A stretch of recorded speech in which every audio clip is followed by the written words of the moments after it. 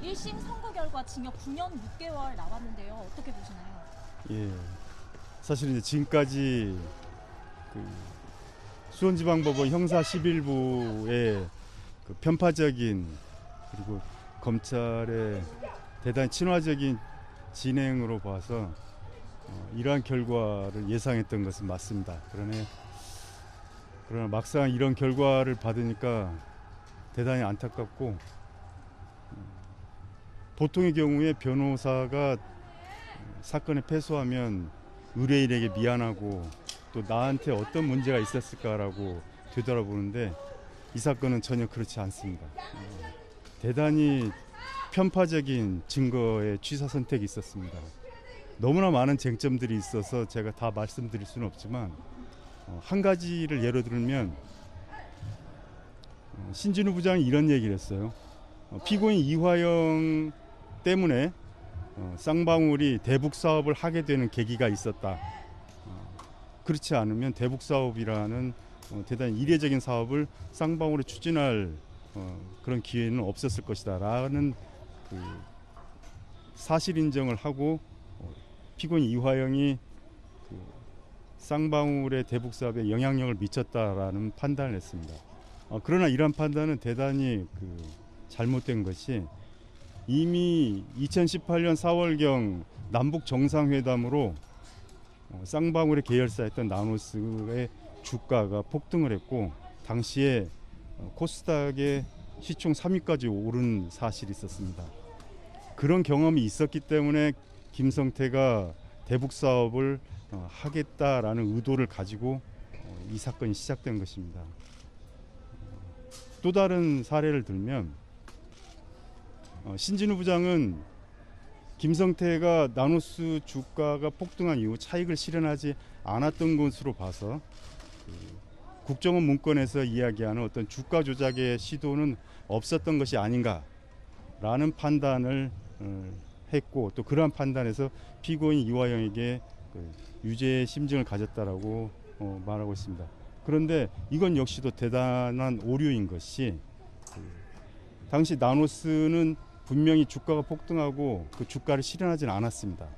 그런데 이것은 도이치모터스 사건과 비슷한 것이, 주가를 올리고 그 차익을 실현하려는 것이 애초에 김성태의 목적이 아니었던 것이고, 주가를 높여서 담보대출 여력을 확보하고 그 담보금으로 기업의 운영을 하려는 것이 애초에 김성태의 의도였던 것입니다.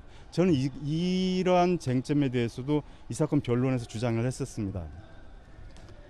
나노스 주가를 높인 다음에 주담대라고 부르죠. 그러니까 주식담보대출의 여력을 높여서 이스타항공을 M&A 하려는 시도를 쌍방울이 했었습니다. 애초에 쌍방울이 이러한 전략 하에서 대북 사업을 시도했던 것인데, 지금 수원지법 11부는 이러한 정황들을 모두 도외시하고 검찰 의견서를 그냥 편파적으로 취사 선택한 것에 불과합니다. 국정원 문건만 봐도 쌍방울이 안부수의 협조, 안부수의 중재로 인해서 대북 사업을 했다라고 당시 국정원이 파악하고 있었습니다. 만약 그 당시에 피고인 이화영이 쌍방울의 대북 사업에 관여했다면 국정원이 이걸 놓쳤을 리가 없습니다. 쌍방울의 대북 사업에 대해서 피고인 이화영은 전혀 알지 못했습니다. 그럼에도 불구하고 김성태의 사후 주장만을 검찰이 선택하고, 또 이 검찰의 주장을 법원이 그대로 받아들인 것입니다. 전 사실 이런 결과를 예측을 했고, 문득 어떤 생각이 떠올랐냐면, 브라질의 룰라를 부패 뇌물 사건으로 조작해서 룰라를 구속했던 세르지오 모루 판사가 떠올랐습니다. 전 늘상 이 재판을 하면서 신진우 부장에 대해서 브라질의 세르지오 모루를 연상할 수밖에 없었습니다. 자, 그런데 브라질에서 룰라가 구속되고, 그리고 호세프 대통령이 실각하고, 그리고 나서 꽤 긴 시간 동안 브라질의 민주주의가 후퇴했습니다. 이것을 정치학계에서는 연성 쿠데타라고까지 명명했고요. 그러나 이 사건은 그렇게 긴 시간을 필요로 하지 않을 것입니다. 굳이 특검을 하지 않는다 하더라도 이 사건 수사 기록에는 검찰이 자신이 주장하는 것과 모순된 증거들이 즐비합니다. 이 사건 재판을 준비하는 과정에서 저는 어떻게 특별한 어떤 반대 증거를 제가 수집한 것이 아니라 검찰이 수집한 증거들 중에 자신의 증거와 모순되는 증거들을 주장했던 것입니다. 이제 다음 항소심에서 이 정도의 증거를 평균적인 법관이 판단한다면 이 결과는 바뀔 거라고 예상합니다. 그리고 민주당이 준비하는 특검법이 추진이 돼서 이렇게 사건을 조작한 박상용 검사와 김영남 부장검사에 대한 수사가 진행된다면 이렇게 어설프게 진행된 조작 사건의 전말이 밝혀질 거라고 생각합니다. 마지막으로 너무 긴 시간 동안 죄송합니다. 너무 긴 시간 동안 고생하는 이화영 선배님께 제가 너무 가슴이 아픕니다. 이상입니다.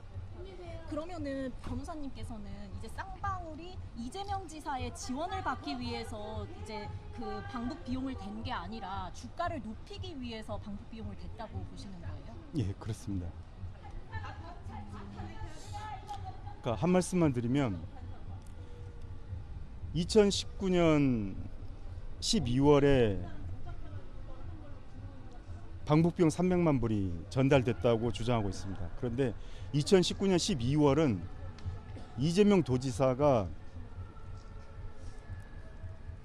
도지사 지위를 상실당하는 항소심 판결을 받은 지 2달밖에 안 된 시점입니다. 당시에 모든 사람들이 이재명의 정치 생명은 끝났다라고 생각했던 시점입니다.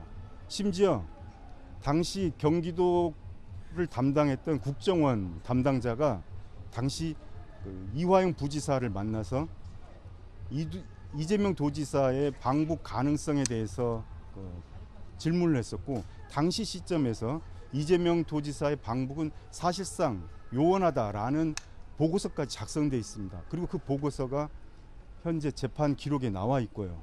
그럼에도 불구하고 모든 사람들이 이재명의 정치 생명이 끝났다고 생각했던 2019년 12월에 김성태만은 이재명의 대통령 출마를 확신하고 300만 불을 줬다라는 이 말도 안 되는 주장을 이 법원이 받아들인 것입니다. 이렇게 비상식적인 판단은 그렇게 길지 않은 시간 내에 바뀔 거라고 생각합니다. 그러면은 대북 사업을 추진하려던 쌍방울이 법인카드 준 거, 그 법인카드를 이화영 전 부지사가 사용한 것을 이제 뇌물 혐의로 좀 인정을 했는데 거기에 대해서는 어떻게 생각하세요? 이건 역시도 오해의 여지가 많은데, 쌍방울은 그 문모 씨라는 사람에게 카드를 줬습니다. 그리고 그 내막은 그 법정에서도 그 판결 요지에 나왔듯이 대관 실무자로서 그 김성태가 이화영에게 부탁을 했고 이화영이 그 사람을 소개했던 것입니다.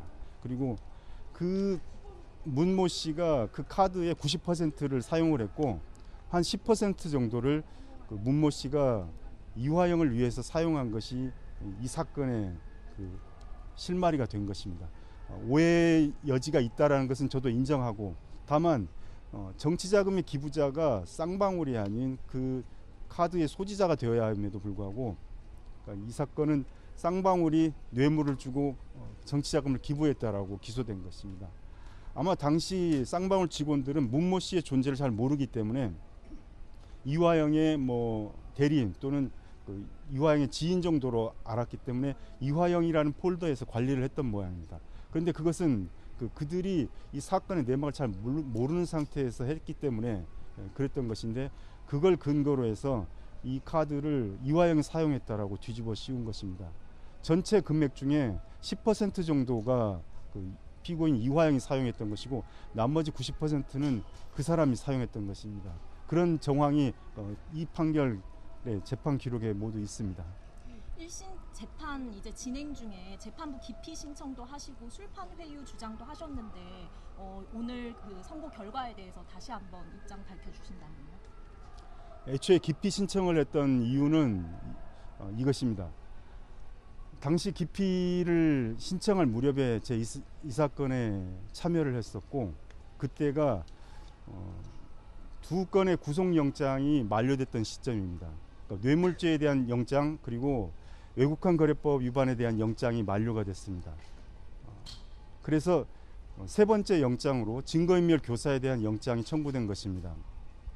그런데 당시 재판 과정에서 증거인멸 교사는 이미 심리가 끝났습니다. 구속영장에 관한 법리는 이렇습니다. 영장은 영장에 기재된 범죄 사실에 국한된다. 증거인멸 교사의 구속영장을 신청해 놓고 당시 검찰은 외국환 거래법 위반에 관한 입증 계획을 제출했습니다. 이것은 영장주의에 위반되는 것입니다. 그래서 제가 기피 신청을 했던 것입니다.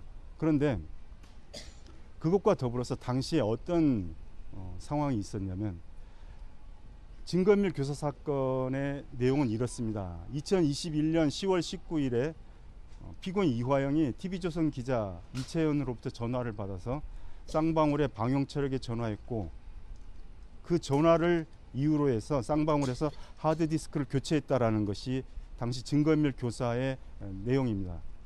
그런데